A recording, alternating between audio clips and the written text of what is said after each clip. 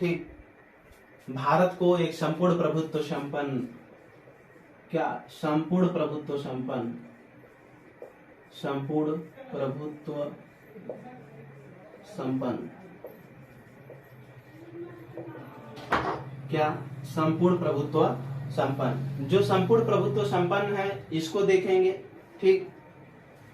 लिखेंगे संपूर्ण प्रभुत्व संपन्न से तात्पर्य, इससे तात्पर्य क्या, इससे तात्पर्य एक ऐसे देश से, एक ऐसे देश से, ऐसे देश, एक ऐसे देश से, इससे तात्पर्य एक ऐसे देश से है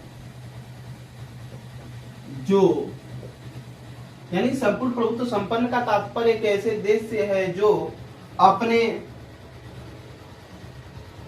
अपने आंतरिक, जो अपने आंतरिक आंतरिक और बाह्य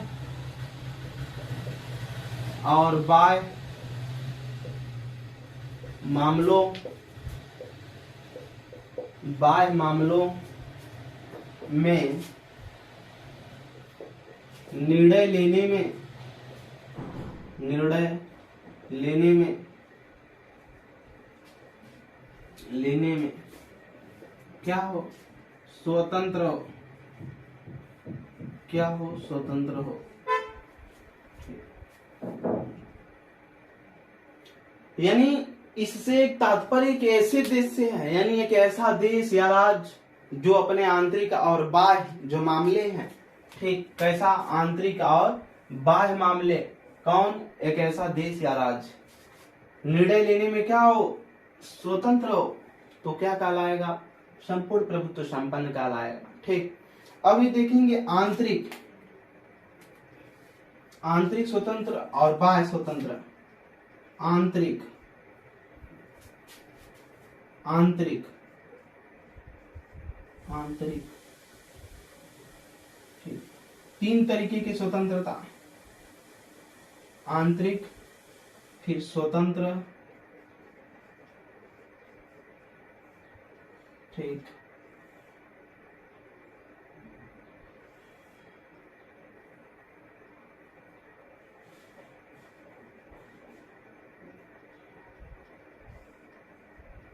तीन तरीके की स्वतंत्रता। कैसा, राजनैतिक मामला,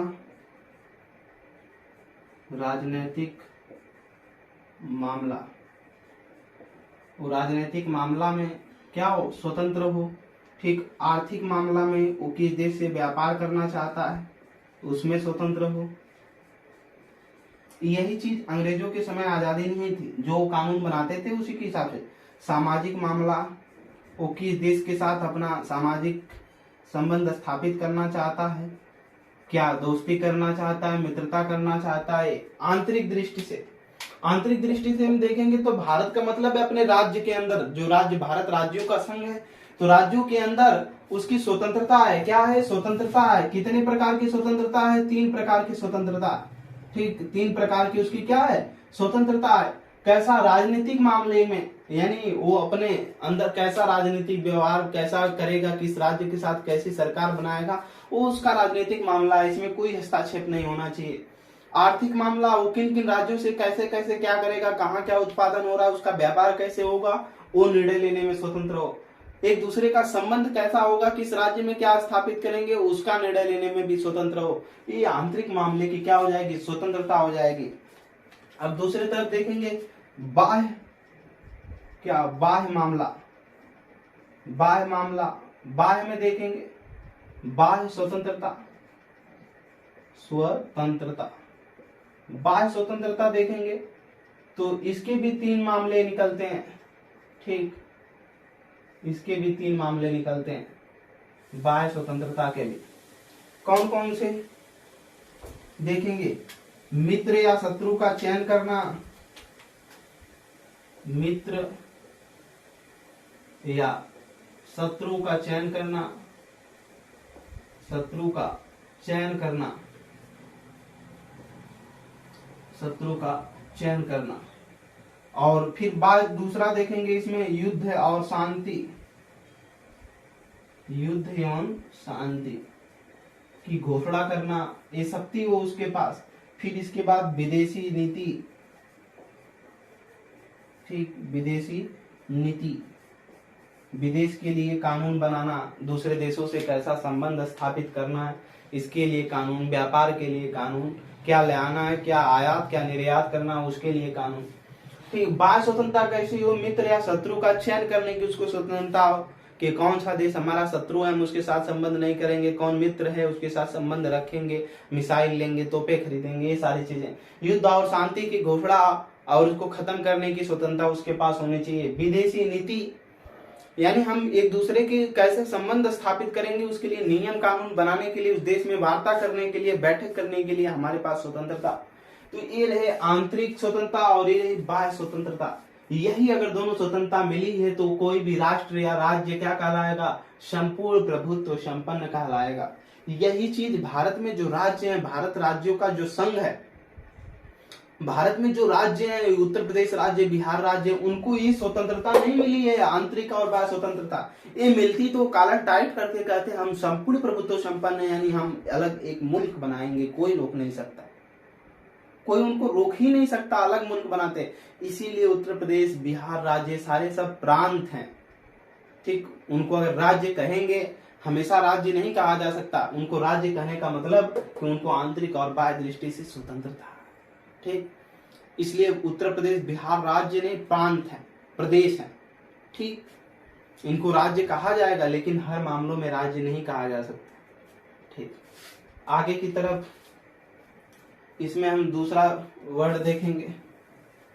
अगर यहाँ से मेंस में क्वेश्चन लिखना चाहते हो तो हम बोल रहे हैं, पीसीएस वगैरह मेंस में क्वेश्चन पूछे गए हैं, यहाँ से हम बोल रहे हैं लिखिएगा, क्वेश्चन लिख लीजिएगा, घर पे लिखिएगा।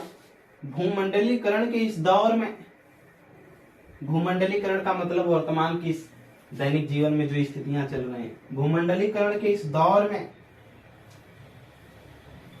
भूमंडलीकरण के इस दौर में भारत के संविधान के, भूमंडलीकरण के इस दौर में भारत के संविधान के, भारत के संविधान के प्रस्तावना में, भारत के संविधान के प्रस्तावना में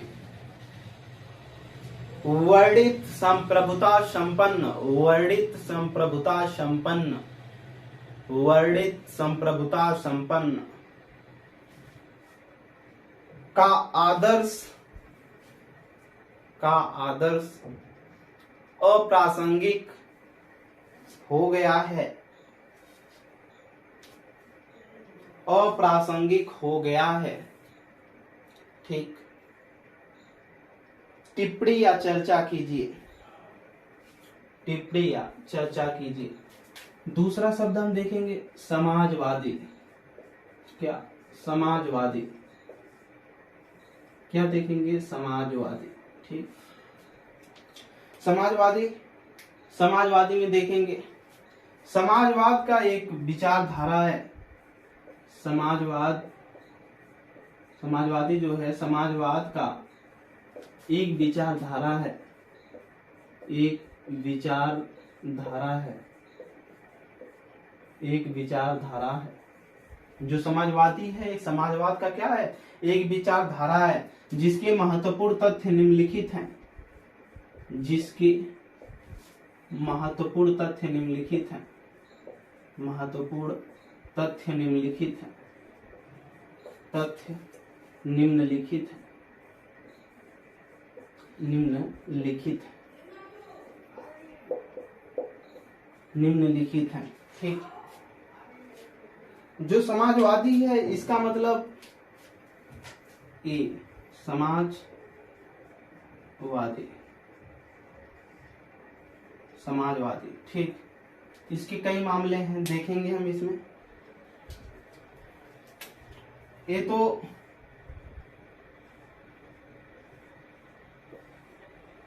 देखिएगा, पहला है संपत्ति का समाजीकरण।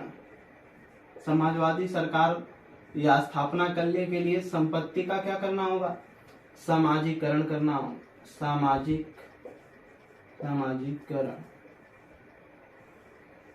यानी जो संपत्ति है वो पूरे समाज की करनी होगी, सार्वजनिक।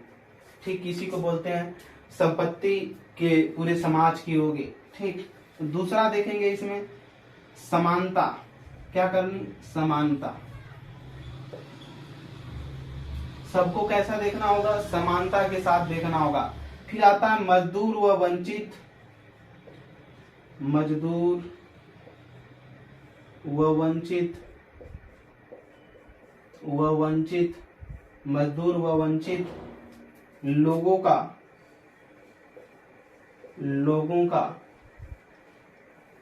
कल्याण, लोगों का क्या, कल्याण। मजदूर व वंचित लोगों का क्या, कल्याण। फिर अगला है शोषण की समाप्ति, शोषण की समाप्ति, शोषण की समाप्ति। ठीक, फिर ये आवश्यक तत्व हैं, इसके क्या हैं, आवश्यक तत्व। इधर लिख लेंगे आवश्यक तत्व, आवश्यक तत्व, आवश्यक तत्व ये है। ठीक, किसके, समाजवादी के। संपत्ति का क्या हो, समाजीकरण हो, एक नंबर। दूसरा नंबर कहता है क्या हो, सब में समानता हो। तीसरा नंबर क्या कहता है, मजदूर व वंचित लोगों को कल्याण हो। चौथा वर्ग क्या कहता है कि शोषण की समाप्ति हो जाए। ये अगर इतना होता है, निम्नलिखित तथ्य यही है इसके महत्वपूर्ण, तो उसको माना जाएगा कि समाजवादी अर्थव्यवस्था हो। इसी को समाजवादी पार्टी लाना चाहती है या जो भी सरकार है, लेकिन वो बात करते हैं लाने की, है नहीं। उनके अंदर तो अलग फैक्ट चलते हैं, बस वो बात करते हैं, है नहीं उनके अंदर। ठीक, आगे की तरफ देखेंगे हम। इसमें व्यवहार में समाजवाद के दो रूप हैं। ठीक, किसी भी तरीके की दिक्कत या परेशानी होने पर आप उनको कमेंट सेक्शन में बताएं, और बस थोड़ा सा धैर्य बनाए रखेंगे क्लास में तो बहुत बेहतरीन तरीके से सीख सकते हैं संविधान। ठीक, क्लास में धैर्य बनाए रखें हमारे। ठीक, इसमें लिखेंगे व्यवहार में समाजवाद के, व्यवहार में, आम जीवन में, व्यवहार में समाजवाद के, समाजवादी के दो रूप हैं। कौन कौन से दो रूप हैं देखा जाएगा। एक तरफ होगा मार्क्सवादी, मार्क्सवादी, ठीक, या साम्यवाद, या साम्यवाद। ठीक, दूसरे तरफ लोकतांत्रिक समाजवाद, लोकतांत्रिक समाजवाद, लोकतांत्रिक समाजवाद। ठीक,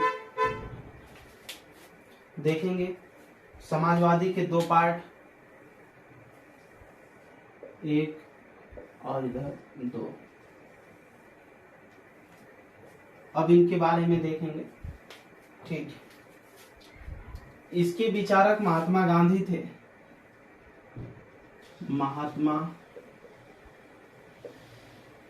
गांधी इसी को मानते थे, इसी को मानते थे। पंडित जवाहरलाल नेहरू इसको मानते थे, पंडित जवाहरलाल नेहरू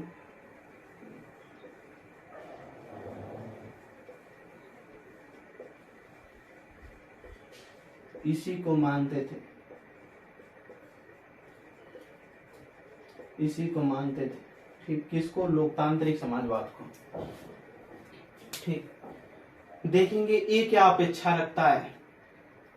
ठीक, कौन, मार्क्सवादी समाज, साम्यवाद। ठीक, मार्क्सवादी जो साम्यवाद, ये जो अपेक्षा रखता है, ये बताता है, ये मानता है। ठीक, लिखेंगे ये मानता है, ये मानता है, क्या मानता है? वर्ग संघर्ष, वर्ग संघर्ष, वर्ग संघर्ष। वर्ग दो प्रकार के होंगे, कौन कौन से वर्ग होंगे? वर्ग दो होता है, एक शोषित वर्ग और दूसरा होगा शोषक वर्ग।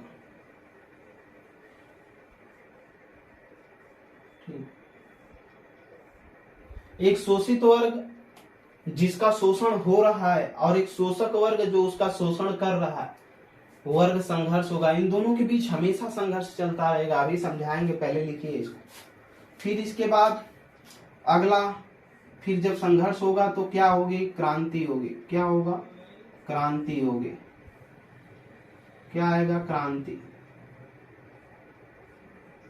ठीक, क्रांति, क्रांति आएगी। फिर इसके बाद क्या होगा? हिंसा होगी। जब क्रांति आ जाएगी तो हिंसा होना तय। ठीक, आगे की तरफ यहां लिख लेंगे, मानता है, यह मानता है। ठीक, लोकतांत्रिक समाजवाद में देखेंगे, एक आता है कि लोकतांत्रिक साधन, क्या? लोकतांत्रिक साधन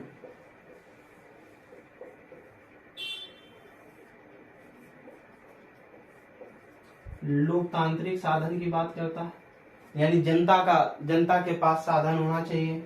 ठीक, फिर कहता है चुनाव होना चाहिए, चुनाव। और जब चुनाव जो होगा, वो सरकार जो बनेगी वो क्या करेगी? संसद कानून बनाएगी, कानून बनाएगी। संसद क्या करेगी? कानून बनाएगी। और जब संसद कानून बनाएगी तो क्या होगा? योजनाबद्ध विकास होगा, योजनाबद्ध विकास होगा।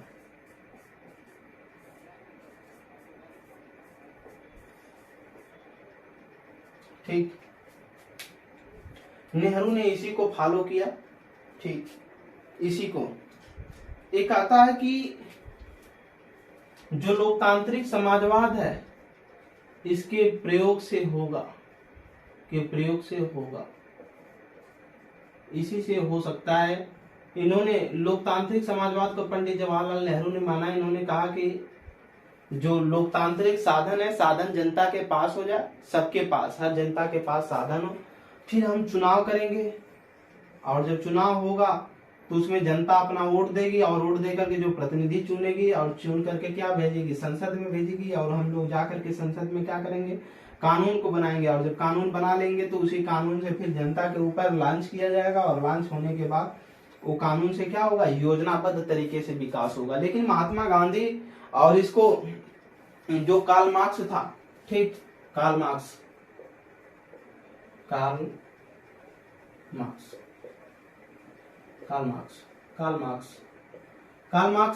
इसी के प्रतिपादक थे। मार्क्सवादी या साम्यवाद विचार, मतलब अर्थव्यवस्था की कह लीजिए तो देन थी इन्हीं की।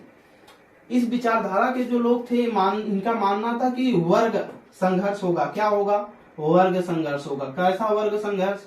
इसमें दो तरीके के का वर्ग आते हैं। एक शोषित वर्ग होता है जिसका शोषण किया जा रहा है, दूसरा शोषक वर्ग जो उसका शोषण कर रहा है। यानी एक मालिक होगा और एक मजदूर होगा। जैसे आज भी है, जनता इतनी मेहनत करके, किसान इतना मेहनत करके सब कुछ दे रहा है, अडानी अंबानी ऐसे जो बड़े परिवार हैं, ये हम जनता का शोषण कर रहे हैं। सब कुछ पूरे देश को बेचा जा रहा है। संपत्ति कुछ दो लोगों के हाथों में हो रही है, तुच्छ लोगों के, बाकी दुनिया एक दिन खत्म हो जाएगी। इसी तरह तो वही चीज है। और वो हमको खरीद रहे हैं हर तरीके से, टैक्स लगाकर हर तरीके से। तो शोषित वर्ग है जिसका शोषण हो रहा है और एक शोषक वर्ग है जो शोषण कर रहा है। इन दोनों के बीच उसके बीच हमेशा पूंजीपति है, उसकी जो जनता है, पूंजीपति और जनता वर्ग यानी शोषक और शोषित वर्ग के बीच हमेशा ये वर्ग संघर्ष, पूरी लड़ाई जिंदगी भर चलती रहेगी।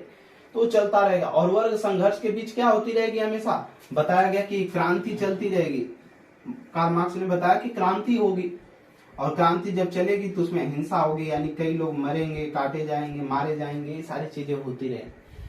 तो समाजवादी की इस विचारधारा के महात्मा गांधी इसको मानते थे कि ये सही है, ये चलता रहेगा, यानी जब तक पूंजीपति लोग रहेंगे ये शोषण करते रहे। ठीक। व्यवहार में समाजवादी में देखा जाए, पंडित जवाहरलाल नेहरू मानते थे कि लोकतांत्रिक समाजवाद की स्थापना किया जाए, जिसमें जो लोकतांत्रिक साधन है सबका हो, सबका हक हो, उस पे हर साधन पे जो सार्वजनिक है यानी संपत्ति सार्वजनिक हो, उस पे चुनाव, फिर जनता के बीच चुनाव करवाया जाए। चुनाव में जो प्रतिनिधि चुनकर आएंगे वो संसद में एक जगह बैठे जाएंगे, जनता के बीच से वो आएंगे, और फिर जनता के बातों को क्या आवश्यकता है, क्या दुख तकलीफ है, उसको लेकर आकर के उनके प्रतिनिधि समक्ष रखेंगे संसद में। उसी हिसाब से कानून बनाया जाएगा, और कानून बना करके उसी हिसाब से क्या किया जा सकता है, किसी को अन्न की जरूरत है, किसी को पानी की जरूरत है, जिस क्षेत्रों में, उस क्षेत्रों में किसी को नहर की जरूरत है या किसी को कंपनी की जरूरत है, तो उस क्षेत्रों में योजनाबद्ध तरीके से कानून जब बनेगा तो विकास हो जाएगा। ठीक। तो ये समाजवादी है। सीधे कह सकते हैं समाजवादी का अर्थ ये है कि समाजवादी का सीधे अर्थ यही निकलता है लास्ट में कि संसाधनों का जो संसाधन है, इसका अगर संसाधन और साधन दो तरीके के होते हैं। ठीक। संसाधन और साधन देखिएगा, साधन और दूसरा होता है संसाधन।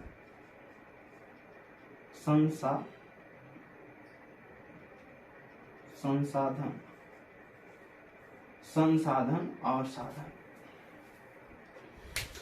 संसाधन प्रत्येक व्यक्ति को जीने के लिए जो भौतिक युग में चीजों की आवश्यकता है, आज के डेट में प्रत्येक व्यक्ति को जो जीने के लिए चीजों की आवश्यकता है उसको बोलते हैं संसाधन।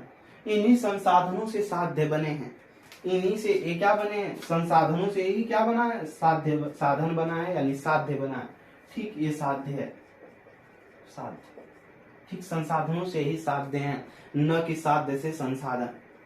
यानी जो बाइक बनी है, गाड़ी को अगर हमको आवश्यकता है तो जो उसके जितने पार्ट हैं वो संसाधनों में आते हैं, फिर उनसे मिलकर के साध्य बनी, संसाधन बना, मतलब साधन बना, संसाधन। ठीक। आगे की तरफ हम लोग अगली कक्षाओं में अगले वर्ड को देखेंगे। मेहनत से पढ़िए, कोई भी दिक्कत परेशानी होती है आप हमको कमेंट सेक्शन में बताएंगे। तो समाजवादी का मतलब है कि जो संसाधन है, रिसोर्स, जहाँ से निकल रही हैं चीजें जो भौतिक युग में आवश्यक है सबको जीवन जीने के लिए, खाना, रोटी, कपड़ा, मकान। ठीक। रोटी, कपड़ा, मकान, फिर शिक्षा व्यवस्था, रक्षा व्यवस्था, सारी चीजों में सबकी समान रूप से अगर भागीदारी हो जाएगी, यानी पूंजीपति और निचला स्तर दोनों का स्तर समान कर दिया जाएगा। ठीक। पढ़ा लिखा व्यक्ति को अगर नौकरी दिया जाएगा, खेती करने वाले व्यक्ति को वैज्ञानिक तरीके से खेती कराई जाएगी, तो समाज का इस तरह से समान रूप से वितरण हो सकता है। समाजवादी, ठीक, समाजवादी तरीके से हो सकती है व्यवस्थाएं। ठीक। आज के लिए इतना ही। ज्यादा से ज्यादा हमारे चैनल को लाइक, सब्सक्राइब, शेयर करें, और प्ले स्टोर से Umakant Yadav sir GS application को इंस्टॉल करें। वहां से जीएस की बेहतरीन स्पेशल क्लासें पढ़ सकते हैं आप। धन्यवाद। प्रणाम।